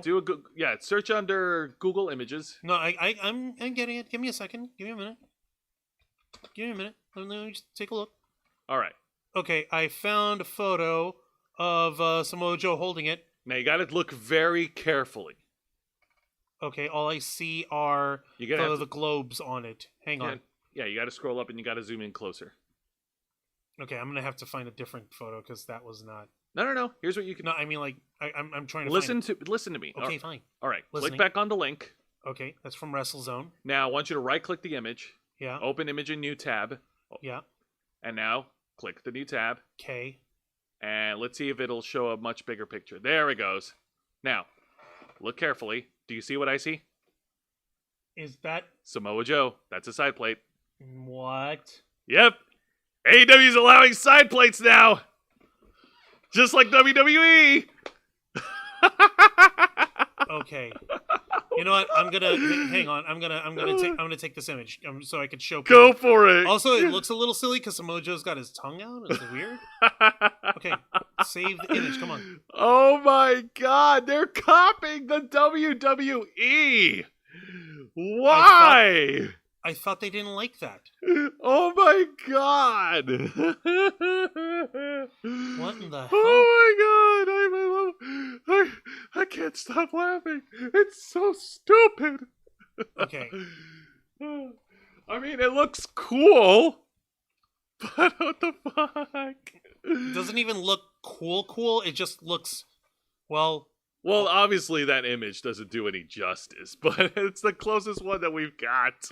Okay, so I've got the image. All right, folks. I'm going to show you guys exactly what I was referring to here with Samoa Joe over here with his new belt. Yeah, here we go. Juan's gonna blow up the image right now, and apparently this round thing right in the center of the side plate is the new way that they're doing their side plates, even though there's still a name tag at the bottom of the center plate. So what? Just in case we don't remember whose belt it is, We have it not just with the logo, but by their name. Like, come on, man. How do you make that mistake? He makes this Tony Khan makes this mistake by saying everything's great. But that being said, but that didn't stop Samoa Joe from cutting an awesome promo. The fans were all chanting "Thank you, Joe," and the fans are 100% behind Samoa Joe, but despite him being the heel, and he even mentioned, didn't he work with the devil himself and all that in order to get his title shot? Yeah, he worked with the devil. Can't you guys forget that? I don't get it. But that being said, Samoa Joe cut a promo and saying, hey, man, there's a new way of how we do things. If you want to challenge for the AEW World title, you don't go on social media and act like a bunch of asshole bitches or whatever he said. He says, hey, listen, there's a way we take it up to the AEW World Championship Committee. Whatever that means. Wait, there's a championship committee now? What? I guess. He's spoken into existence. What? I don't know anymore, man. What? He says that you take it up with the championship committee, and guess what, man? I'll see you in the ring, and and your fans are gonna cry after I kick your ass. He says it better than I did, but it was a pretty good promo from the new champion. And then we get interruptions. By both Swerve Strickland, who made it very clear that it's 100% business between him and Joe, and Hangman Adam Page is throwing in his name in the hat to challenge for the AEW World title. Really? You get one win over Claudio, and all of a sudden you think you got what it takes to challenge? Okay, remind me, is AEW still doing their sports-based presentation thing? I thought the win-loss records were supposed to mean something. Juan, let's be honest. The wins-loss records lost its meaning in 2022. Okay, no, seriously, I need to know, what is the dealio? What are these guys thinking? What are they doing? They're not thinking. This is. Yeah, no, you're right. They're not thinking. There's only one guy, and he's not thinking, and he's an idiot. Yeah, no. Swerve Strickland, he definitely deserves a shot. He's been working his way up the ladder, and he's definitely in a position to challenge for the AEW World title. Hangman Adam Page hasn't done shit to earn a title shot. No, except just now he just beat Claudio. Apparently. Wow, good for you. You had one victory in the opening match. Come on, man. Hook is a more credible contender than you are. And speaking of Hook, after Swerve and Hangman Adam Page leave the ring, Hook came down to the ring with the FTW title in hand, walked around that ringside, and got up in Joe's face. Samoa Joe versus Hook for the AEW World title next week. What about the committee? He just said go talk to the committee. He just said it. No, what? So Hook, who has a championship that isn't recognized by AEW, isn't defended properly, doesn't have any real standing in the community, is invented by his father, Taz, and is not a legitimate championship. He's got a title shot now? Well, in his defense, he does have a 28-1 win record. Yes, that's fantastic. But that's all been against jobbers. Yeah, I know. It's been against jobbers. I know. Wait, I know why. It's because Tony Khan booked himself into it in order to prove his little point, because he got into a little titty fit this past week on Twitter. I think we should talk about that Saturday night. Let's talk about this. This is Saturday night. It's fucking funny. Okay, let's talk about it. So, I believe, this happened during the weekend, or it may have happened. No, actually, no. This happened after Monday Night Raw. This week. Yeah, this week when when it's announced that Jinder Mahal will challenge Seth Rollins for the WWE World Title. We'll give you guys more details if you don't know the story Saturday night on this week's edition of the Ravens Flock. Yeah, we will. Don't worry about it. But now let's take it down a notch and let's get to the bad match, because Hold on, real quick. What's her face? Vicente Guerrero's in the chat. Hey up. And Jen was even asking, what happened? Did they put tape over the audience's mouths? Oh God, no. No, when everyone was being quiet and shit. What the fuck? No. Nothing that barbaric. They just didn't care for Hangman and for Claudio. But apparently Hangman's is challenging for the world title. Let's see here. I'll take side plate of broccoli and a side plate of mashed potatoes. Thank you, Matthew Cooper. Hook. Me and Juan, funny you mentioned that because me and Juan, we actually had dinner that included broccoli and mashed potatoes. Yeah, actually it did. That's yeah.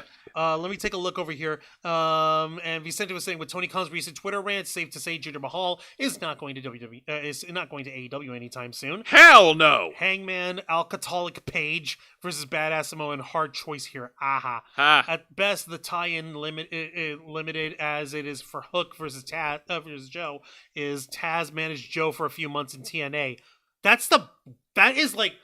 Okay, that's a very loose tie. That is gossamer thin threading right there. I could barely qualify that as a 3-dimensional object in terms of how loose that tie-in is. But that's as much of a stretch as anyone can ask for.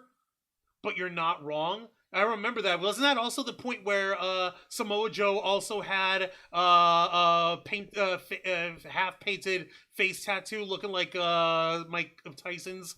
He had his half of his face was painted in tribal style, looking like Mike Tyson, and he was also wearing some sort of like SWAT tactical gear at one point. And Taz was his Undertaker urn, so anytime Taz would be out there like, "Hey, you got to win this one here, Cole. You got to take this guy down there, Samoa Cole." And guess who wrote that character in, Juan? Or should I say, bro? Dynamite! Why? Oh shit! Do not ever invoke him in my presence. Jeez, man, I don't choke you when you invoke him. Bro! I invented Stone Cold, bro! There, you get that. See, you kicked me in the shin. And you actually kicked it in a pressure point, so that actually kind of fucking hurt. Oh, you choked me, man. Next segment? Yeah, let's go to the next match. And this match, oh my god, this is so bad for a number of reasons. Let's talk about this. It is the absolute Ricky Starks, one half of the AEW World Tag Team Champions, versus Sammy Guevara. And I swear, I have grown to dislike Sammy Guevara at this point. Because he's a fuckboy? Because he's a fuckboy who got into backstage fights with Eddie Kingston and Andrade, the latter of which left AEW recently. Hope to see you in the Royal Rumble, Andrade. All because of Sammy Guevara being a prick. That idiot deserved to be fired for that shit. Yeah, he really did. He really did. And the fact that he's getting away without any repercussions and still being shown on TV, that speaks a lot about AEW's management and lack thereof.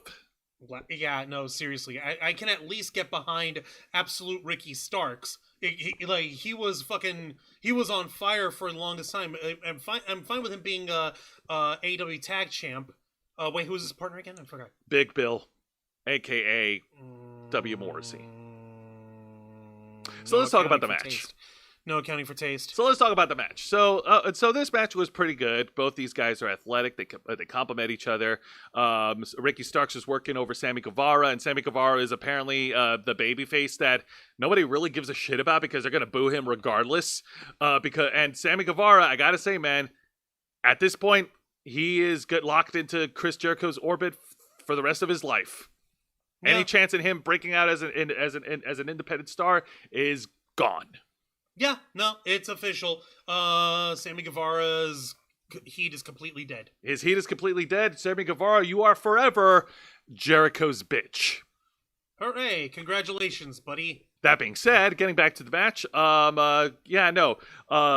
Ricky Starks was able to catch Sammy Guevara with a spear. He tries to hit the Rochambeau. Sammy Guevara was able to counter, hitting a super kick, and then he rolls up Ricky Starks for a very sloppy technical pin to win.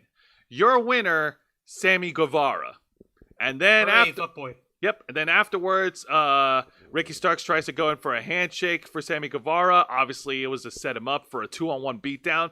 Big Bill and Ricky Starks beat down Sammy Guevara. And what happens next is, I kid you not, All Elite Wrestling's very, very desperate attempt at damage control. And not even a good attempt either. It's very ham-fisted.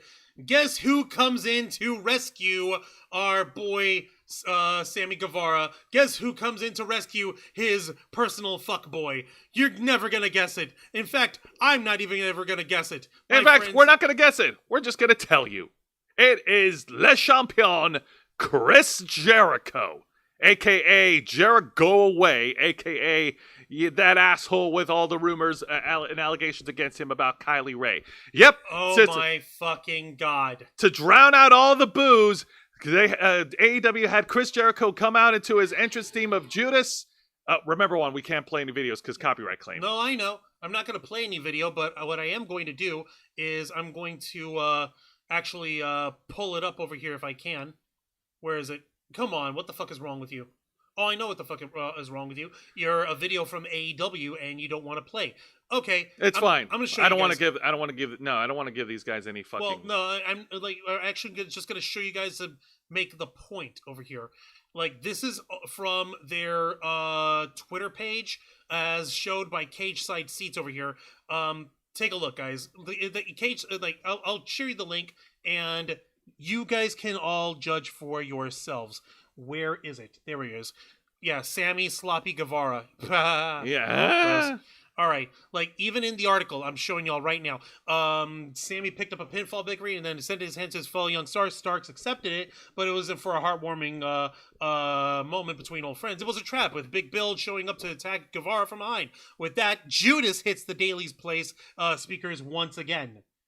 And then out comes Chris Jericho to brawl with Big Bill at ringside. And while they were brawling, while the fans were booing, AEW kept the music playing. Like we're not even the ones saying it over here. This is by Cage Side Seats, by Sean Reuter of Cage Side Seats. Dig it over here, guys. The music never stopped, so it was hard to precisely gauge the reaction, but there weren't really signs of a backlash from the Jacksonville crowd. On commentary, Taz made a point to say that people were going crazy for Jericho, Cole. Okay, fair enough. Okay, so the fans were actually cheering for Jericho. If that's according to the fact that it was drowning out their sound. Yeah. I'm just like... This is the Twitter page. This is not us copyright infringing on AEW. Take a look. Like, they even, what do you call it? Yep, there's the brawl. Big Bill and Jericho brawling in the crowd. And while they were brawling, they had Judas playing to avoid any booing from the fans. Yeah, no. This is so stupid horseshit. No, take a look. Take a look at the blasted freaking Twitter responses here, folks. Like, I blasted that shit on Twitter. No, like, seriously. You're not the only one to say. We all know why the cute music kept going, lol. Nice job playing Judas throughout his brawl. We know why you did that. Tony Khan will call out Jinder Mahal, but has no issue having Arbas on his show. Great match. Got 7 Guevara 1. Let's go, Jericho. Hell yeah, we'll see new tag champs. Like, folks could see. So you played Jericho's music throughout an entire brawl to drown out the boos you knew he would receive for sexual harassment allegations that you continue to refuse to address. Such a coward's move. You see what I mean? Now, here's the thing, folks. And Juan, we can agree on this. As of right now, we've talked about this on the Black Files. If you guys want more details on it, Juan will share the link on the live chat when he gets to it. I will share the link. All right. Of the allegations of Jericho, baby. But please keep in mind, until such time as more unfolds in the story, right now, these are just allegations. These are not true facts. Nothing has been confirmed yet. But the way AEW has been handling this situation... They're not denying either. They're not denying it either. In fact, they're trying to make the problem go away. And that never works. It's a shitty move. It's an incredibly... It's a chicken shit move. It's a pussy move. It's what it is. They need to be more active on this. They need to address these allegations right now. If they're not true, what's stopping Tony Khan from shutting down these rumors rather than saying that, oh, these rumors are unfounded? The locker room is the number one safest locker room in all of wrestling, even though you feared for your life a couple of months ago. Exactly. No, it's a pissant. It's a piss poor excuse, is what it is. And again, we all knew that this is how it was going to roll out over here when Chris Jericho shows up again. Oh no, Vicente, I'm not criticizing that. Like Daniel Garcia, that one I'm not going to touch, and Juan's not going to touch either. We know the story. We're talking about Sammy Guevara. Sammy Guevara is forever Jericho's bitch. Yeah, no, Daniel Garcia saying sadly bitches for life, really true. If you remember Daniel Garcia's story about Chris Jericho paying for his car wreck and medical bills. Okay, that's a nice thing to do for him, but then again, that's a blind squirrel, broken clock situation there. Yeah, no. It's like, okay, you can be a good person to someone and still be a sex pest. Yeah, no. If it wasn't for the fans that are coming, like the Jacksonville fans, like that was a weird situation, them coming alive for Jericho and Guevara. But if you take a look at the batting average, the overall fans' engagement towards Jericho and Guevara these days, Juan showed the tweets. It says it all. Jericho is a huge distraction right now in AEW because of all the allegations levied against him. And Sammy Guevara is also a distraction because of all the shit that he's done backstage and not getting chewed and not getting punished for it. Yeah, no, it's and this is going to continue happening because Tony Khan's a little pussy. Tony Khan is a little pussy, and if he doesn't take action now, if they don't do something to address this, it's going to be forced upon them. That's what. Yeah, it's going to be addressed for him. Yeah. Right, so, shall we continue? Yeah, let's go ahead and continue. Let's go ahead and get to the meh segment of Dynamite Homecoming. And this is an in-ring segment from the Undisputed Kingdom. Still feels weird calling them that, but okay. What the fuck? Yep. Following Roderick Strong's one-on-one victory against the bounty hunter, Brian Keith, the rest of the Undisputed... Is that what he's calling himself, the bounty hunter? Yeah, the bounty hunter, Brian Keith. What? Yeah, it's weird. No. Also... Roderick Strong is now sporting a mustache for reasons. But yeah, the rest of the Undisputed Kingdom coming to the ring. The Ring of Honor World Tag Champions Mike Bennett and Mac Taven. You got Wardlow sporting the Wolves shirt, completely going against the uniform policy of the Undisputed Kingdom. Wait, yeah, no, because he's just like, I don't give a shit. Yeah, and Adam Cole cuts a promo, and I kid you not when I say this, the promo is the exact same promo that he'd said last week. Last week he cut a promo, piping up each member of the Undisputed Kingdom and the titles that they're going after. And in this promo is the exact same thing.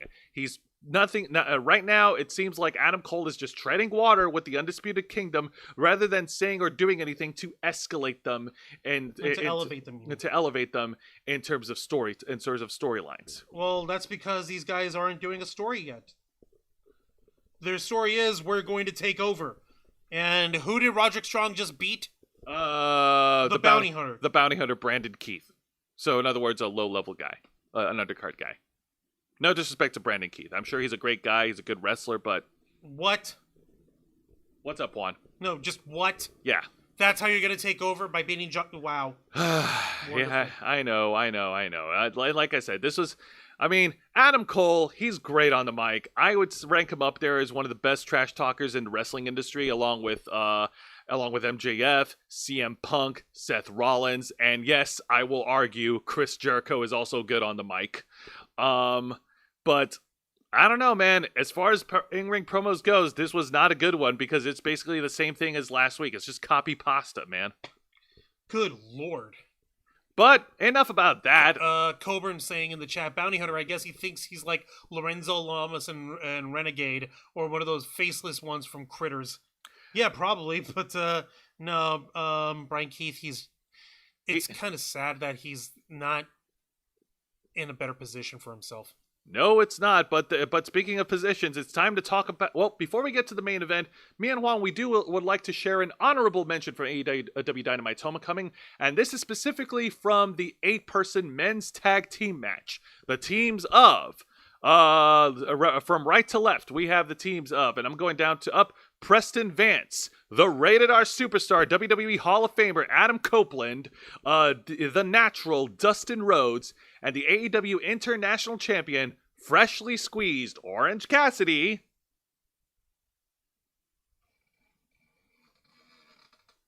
Thank you. Versus the team of Lance Archer, the Ring of Honor World 6-Man Tag Team Champions, Brian Cage, and the Gates of Agony. All right.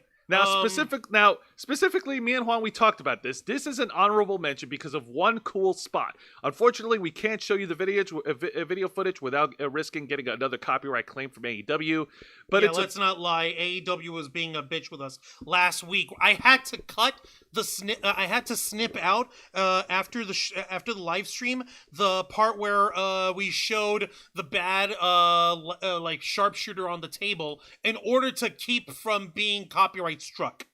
Oh, but funny thing, Botchamania has that included in their latest video, so it's all good. Yeah, good for Botchamania. It's good Thank for you, Botchamania. Matthew. Not so good for us. I know. Fucking assholes. But that being said, in this match, there was a really cool spot, a great display of strength. Brian Cage elevates Orange Cassidy in the air for a vertical suplex position, keeps him delayed in the air for a number of seconds, and rather than slamming him into the mat, what he does is that Brian Cage passes on Orange Cassidy to one of his teammates in the vertical suplex position. Like, they take turns in holding him in the air, and it's so freaking awesome. It's a great display of tag teamwork and power. What were the other teammates doing? What was Adam Copeland, Edge, the Rated R Superstar? What was Preston Vance doing? What was Dustin Rhodes doing? What the hell were all three of these men doing while Orange Cassidy was hanging on for dear life, upside down, being passed around like a hot potato between three beefy men and a guy named Lance Archer? Okay. This was during a commercial break. Orange Cassidy was being worked over by the heels, and then later on in the match, Adam Copeland got the hot tag, and he was a ball of fire against the other folks. I'm asking what were the other three guys doing while Brian Cage was passing freaking Orange Cassidy around like a doopy? Where were they? Were they all just beaten within an inch of their lives? Were their legs broken? Were they made paraplegic in the middle of all this? Because it sounds like I'm taking off a bit of time in order to actually show this kind of movement. Because I actually saw the clip. You say that it's a great show of tag team work and athleticism. I show it as a fucking stupid stunt. Okay, well, sorry, I'm a fan of those power moves. The Creed brothers did it in WWE. Okay, but that's like a power move with one person doing it. Not, oh, hey, here you go, big guy. Hey, thanks, I'll just pass him around too. Here you go, other big guy. Hey, thanks. It makes it look stupid. Okay. All right. Let's take it down a notch. I notice how you're not answering me. Where were they? They were still in the ring apron. Of course, they're not the legal men. You mean to tell me they're not going to try to break that up? You mean to tell me that because they're such good guys who follow the rules, Dustin Rhodes, Preston Vance, and a dude who we both love, whose championship belt you have, who calls himself the Rated R Superstar, wouldn't jump the rope in order to try to break up this ridiculous farce of a stunt that you call athleticism? Fuck that noise, man. This is one of the times where me and Juan disagree. You're damn right we disagree. Hi there, Genie Rick. Glad to see you. Welcome to Wrestle Rewind. You're damn right we disagree. I'm sorry. I like it when wrestlers do that. It's cool. It makes them all look stupid. If this happened in NXT or anywhere in WWE, Raw, or SmackDown, I'd call it stupid there too. Okay. It's stupid. All right. Stop being stupid. Okay. Continue with the match, please. All right. Well, no, that was just an honorable mention for that spot. The babyfaces got the win in the end, with Preston Vance getting the pin. Preston Vance, another guy paying homage to Brody Lee. Wasn't Preston Vance part of the Dark Order? Yes, he was number 10. Didn't he leave the Dark Order by taking his mask off, throwing it at Brody Lee Jr.'s face to make the child cry? Yes. And now he's honoring Brody Lee? You got me. Yeah, no, I'm not letting you back on camera until shit makes sense. Oh my god. No, yeah. Hey, come on, Juan. Don't do that. No. Hey. Make it make sense. I am going to try to make it make sense. We're getting to the main event. Are we? Yes, we are. Are we really? Yes, we are. Right, and this fine. main event is a tornado tag team match, folks. What does that even mean anymore? No disqualification. Anything goes. Both men are legal. So, lazy booking. If you want to call it that, that's all you. So we have the team representing the Don Callis family, Konosuke Takeshita and Powerhouse Hobbs, versus the team of Darby Allin and the Icon. It's Sting! It's Sting! And Sting is doing a lot in the main event. The match starts off with Sting brawling with Powerhouse Hobbs at ringside. Was Ric Flair actually with them? Because I see him in the graphic. Yes, he is. Cool. And we're going to get to him in just a minute. By all means. Yeah, no, the match starts off with Sting and Powerhouse Hobbs brawling at ringside, taking the action right to the heels. And we got some really cool spots during this match. Like Sting, surprisingly, was taking a lot of bumps in this match, and that was something that AEW was trying to protect him from. But Sting has shown that he could take bumps and he could dish that punishment back to them. So that was awesome. And Darby Allin, oh my god, Darby Allin is literally a walking crash dummy. Konosuke Takeshita and Powerhouse Hobbs, they each have him. They each guy have Darby by the limbs. Darbs, yeah, they have Darbs by the limbs, and they swing him up 3 times before throwing him in the air. And Darby Allin went spinning in the air and landed with his head landing on the bottom rope, like whiplashing. Like, ow, that was very cringe, very painful to watch. Juan, you saw that clip. I did. Ugh. That was a hard thing to watch. They swung. They like ring around the rosy kind of fucking swing. Actually, let me take a look over here. I want to see if I can find it. You can go ahead and find it. I sent it to your Insta, but you can go ahead and find it. I know you sent it to me on Instagram. I'm looking for the actual bit. All right, yeah. I'm actually looking for the thing. Darby. So while they're looking for the thing, the heels gain control of the match until, I kid you not, this is so stupid. The Nature Boy, Ric Flair, gets in the ring, tries to chop down Powerhouse Hobbs to no effect. Look what I fucking find. Don't worry about it. Yeah, no. Ric Flair tries to chop down Powerhouse Hobbs for no effect, and then he ends up just thumbing him in the eye, and Sting saves Ric Flair from a 2-on-1 beatdown, and then Ric Flair slowly, at the speed of a tortoise, gets out of the ring because, dude, you're 75 years old, what the hell are you doing? Rick, please stop. Just stop. You're going to get yourself hurt. I'm probably wrong about his age. Matthew Cole was saying, every step you take, every move you make, Sting will beat you down. Thank you for that. Oh, yeah, no. Actually, no. I think I have an old photo of Sting rocking out with Sting. You do, and you're right. There is an old photo of Sting with Sting. You're right. Actually, no, Jose, you're very wrong. Ric Flair is not 75 years old. He's still 74. He turned 75 on February 25th. Oh, yeah, I guess I was a little ahead of myself in the calendar. Yeah, a little bit. But getting back to it, Sting and Powerhouse Hobbs, they take the brawl back at ringside up to the entrance ramp, where Darby Allin goes on the top of the stage, on top of the entrance ramp, and does a coffin drop, knocking out Konosuke Takeshita. And then Sting and Darby Allin continue their fight on top of one of the stages, right next to the bleachers. And Sting hits an avalanche scorpion death drop on Powerhouse Hobbs through the table at ringside, knocking both guys out. But Sting was able to get the pin and win. Yay. Your winners, Darby Allin and the Icon, Sting! This was a pretty fun car crash of a main event. I was not expecting Sting to take a lot more bumps than he normally does, and I was not expecting the Sting to put in a lot more work, especially that table spot. Yeah, no, it was honestly surprising, but he's got to prove to himself, no, I can still do it, dude, we know you can still do it, you don't have to. Dude, you should have. No, I'm gonna keep my mouth shut. Yeah, no. Because I'm gonna say things that people are gonna try to. Yeah, no. The referees and medical staff were at ringside and they were checking on Sting, but thankfully Sting was able to survive that spot, so that's good news. Now, and then after the match, AEW commentator Tony Schiavone went into the ring to interview Sting to find out who his final opponents will be at AEW Revolution in March at Greensboro, North Carolina. There's a lot of names they could have picked to face off Sting, and I hope this doesn't actually come to fruition. Juan, Jose, there's no hope left for AEW. Juan, get ready to yell at 3, 2, 1. The Young Bucks make their return with mustaches and all, and it looks like they're setting up for the Young Bucks to challenge Sting in his final match at Revolution.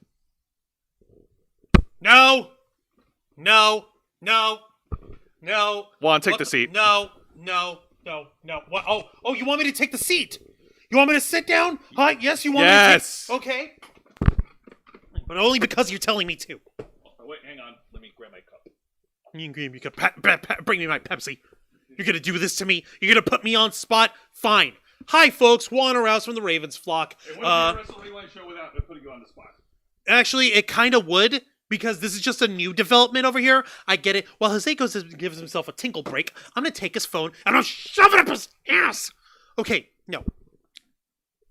Nick and Matt Jackson ran for the fucking hills.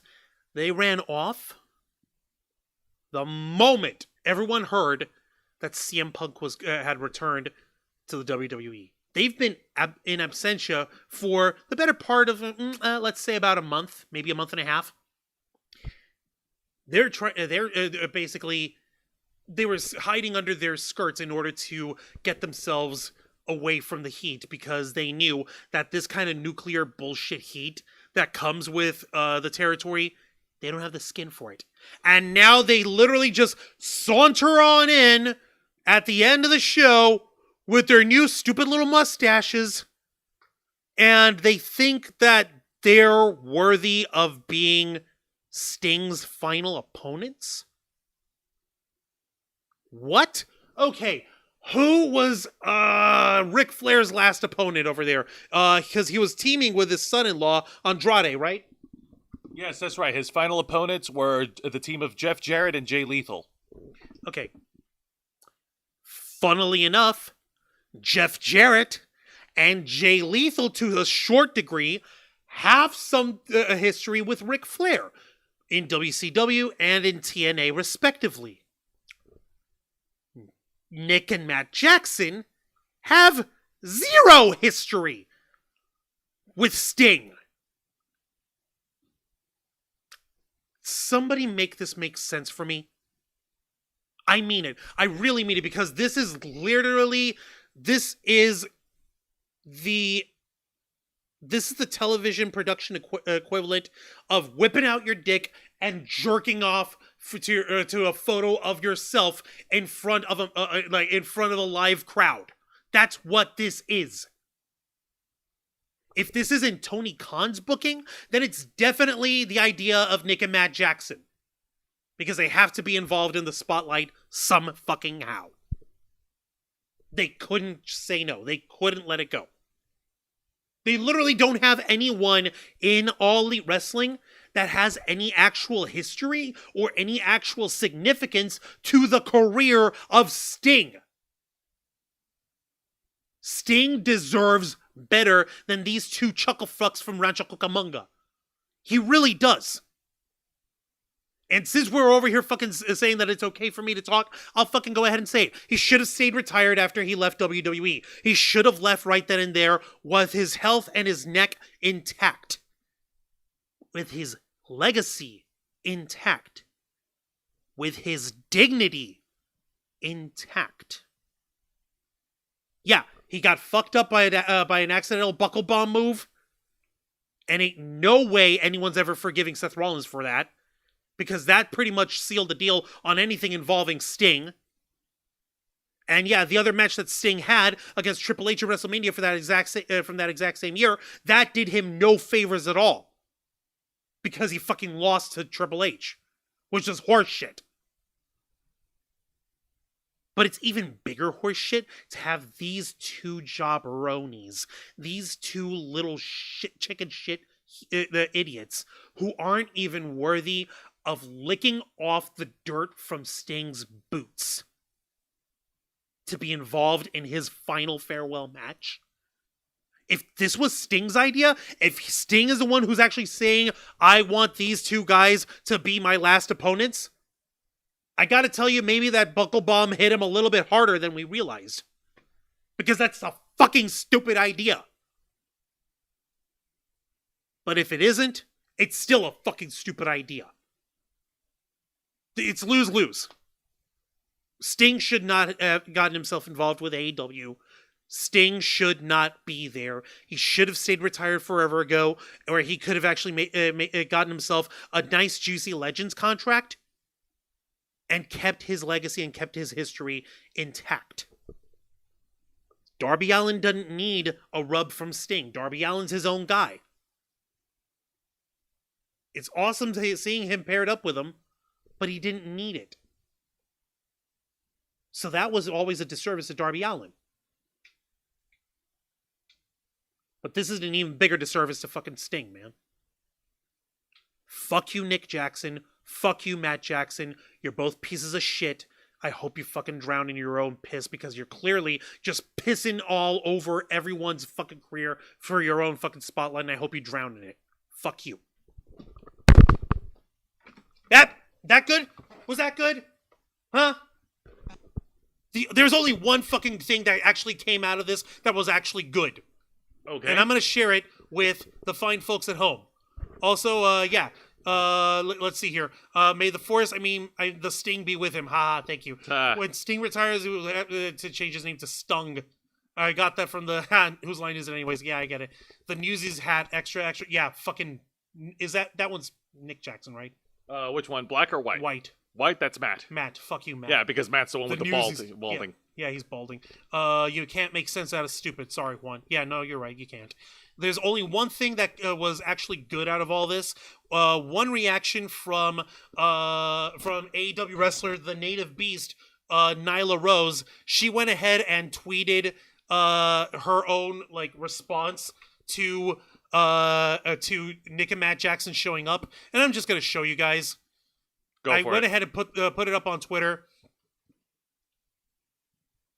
All right, so this is the gif of these two boys literally just walking out like they fucking got nobody's business. They think that they own the place. They literally do because they own Tony's balls. Yeah, they do. Oh my god. And how did Nyla Rose? How did she respond to this? With this clip from the Seth MacFarlane comedy A Million Ways to Die in the West, yes. The mustache song, The Hoedown. Yes. Oh my god, it's so funny. The word mustache, a mustache, a mustache. Now we both have said mustache, a mustache, a mustache. If you only got a mustache. That's the only good thing that came out of this.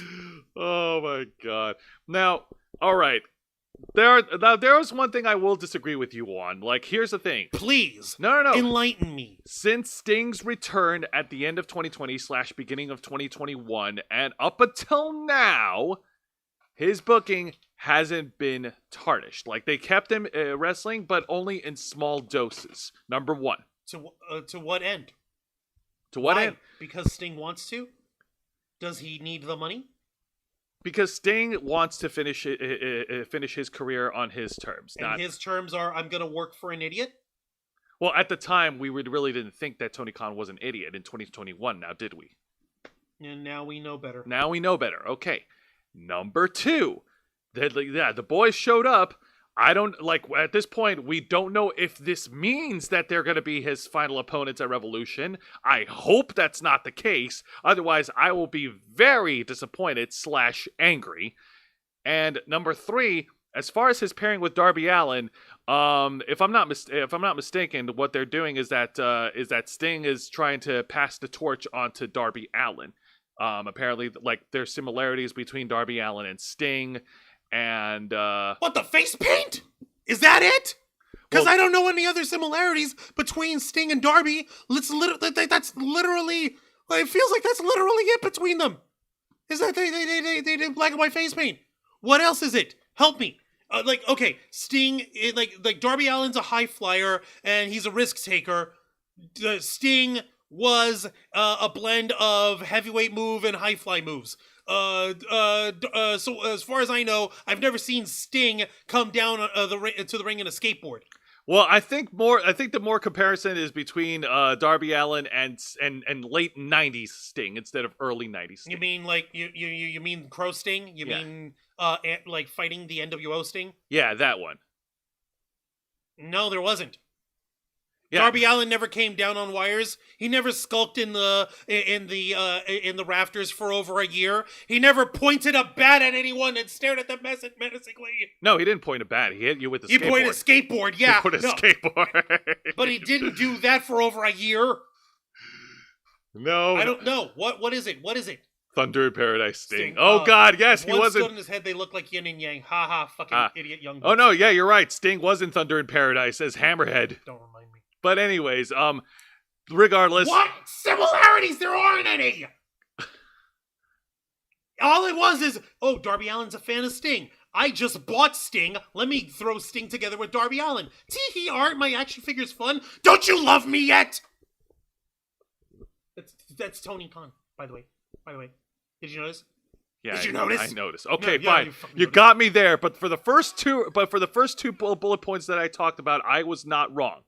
What were those bullet points again? Number one, that Sting wanted to finish off his wrestling career in his own terms, and they Terrible kept. decision. And number two, while they teased it, I hope that doesn't mean that they're actually going to do it for Revolution. No, they're going to do it because the Young Bucks are a pack of fucking morons.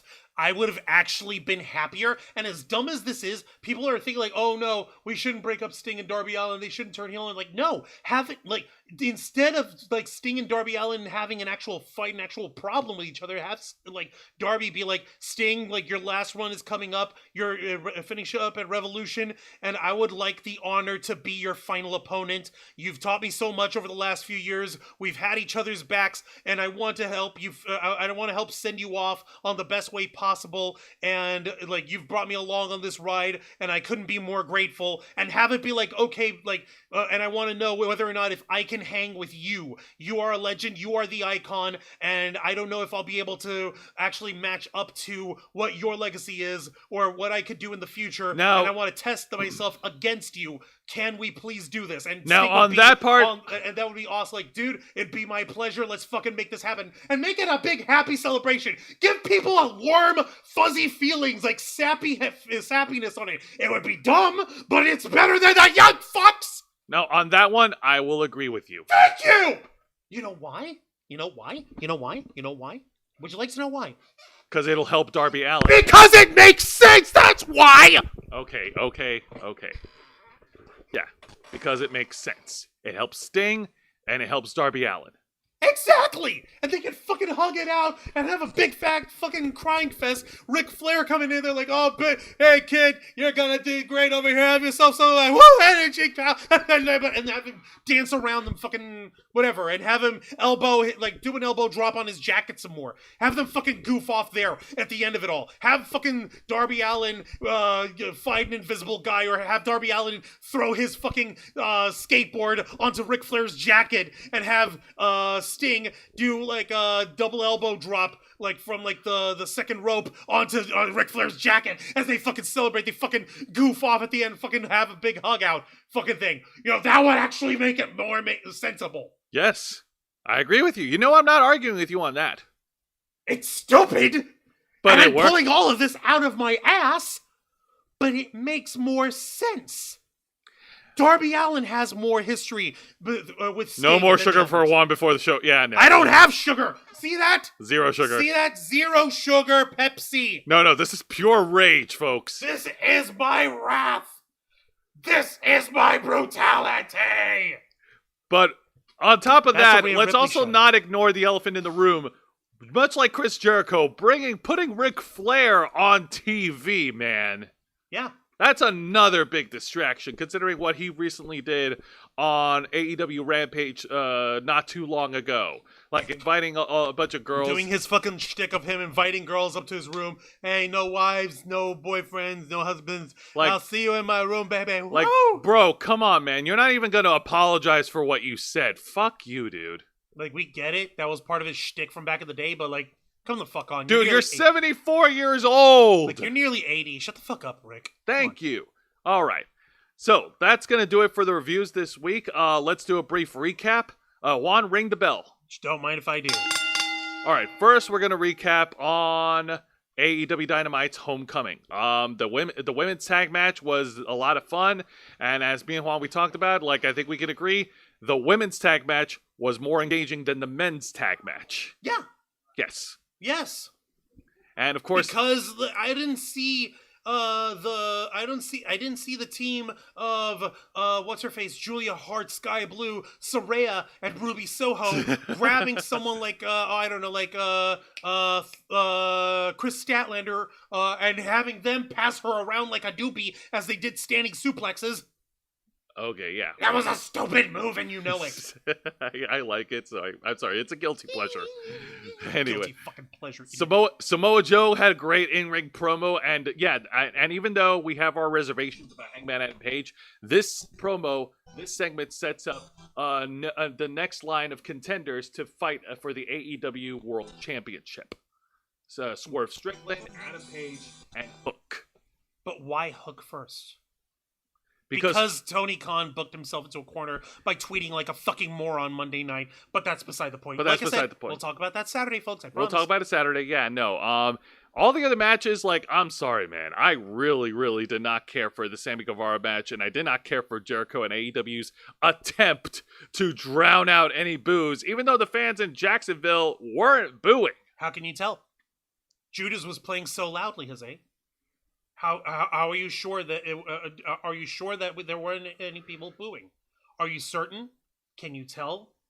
You can't, because Tony Khan's a little pussy and he didn't even give the chance. Yeah, fair enough. Like, why even do that? Why not just pipe down the volume? Why not Because he doesn't do that. He doesn't know how. He's a fucking idiot. Yeah, you're right. Okay. And of course, the main event match was definitely fun, especially mainly because Sting made it fun. I'm sorry. I will mark out for Sting. That is the hill I will die on, Juan. All right. You're talking to a bona fide Sting fan who will follow him to the end. Well, no accounting for taste in terms of giving your tacit approval of him finishing off on his own terms, even if his own terms means finishing off with the young fucks. I hope that doesn't come to that. It is. No. I don't believe it until I see it in writing and until they make it official. It's already official. They threw their dick at Tony. There's no avoiding this, is a. Oh boy. Well, again, I'm gonna wait and see. I don't want this to really happen, but this week's edition of NXT, definitely a lot of fun. Great opening. I thought the opening match was a little confusing. I thought that the blow off would be a little bit later between Nikita Lyons and Blair Davenport. So that was weird, but everything else was fun. The Baron Corbin and Braun Breaker tag teaming was odd, but that stuff is something we will follow. It was fun. The Tiffany Stratton and Fallon Henley segment was awesome. Yeah, that was funny. Yay! It was stupid. It was by the book, but it was funny. It was we knew what kind of pre-produced segment we were gonna get. We knew what it was going to be, but just because it's predictable, that doesn't make it unenjoyable. Right. Exactly. And the main event of course was also a lot of fun. Dragon Lee defending the title with the surprise twist of Oba Femi cashing in his contract and winning the NXT North America Championship. Like a thief in the night. Where the fuck did this guy come from? I know, right? The great and powerful Oba Femi. The great power Obafemi. I'm glad you. Not the great and powerful. It's great. It's the great power. The great power Obafemi. Oh god. But yeah, that was fun. Save for the Gigi Dolan match. Honestly, I don't know what's going on. I think at this point Gigi Dolan is just lost in the shuffle with all the storylines that's happening in NXT. So they've got to do something. Messed up, man. Like. It's got to be straightened out, guys. It's got to be straightened out, and hopefully WWE will course correct on Gigi Dolan as we go into this year. And yeah, that's gonna do it. That's gonna do it for the reviews for this week, folks. And of course, tune in next Thursday for Wrestle Rewind. On next Thursday, we'll finally get back to full form. We'll be able to review TNA Impact, which airs on Thursday nights. And as a special treat, I'll also review the main event for the first ever TNA pay-per-view for their rebranding, TNA Hard to Kill. Yay! Which is going to be happening, which the pay-per-view is happening this Saturday on January 13th. Awesome. Can't wait to see how it turns out. Hells yeah. But until then, Juan, plug us away. Don't mind if I do. Ladies and gentlemen, boys and girls, and everybody in between, thank you very much for watching this week's live stream edition of Wrestle Rewind, hosted by Jose Casabona.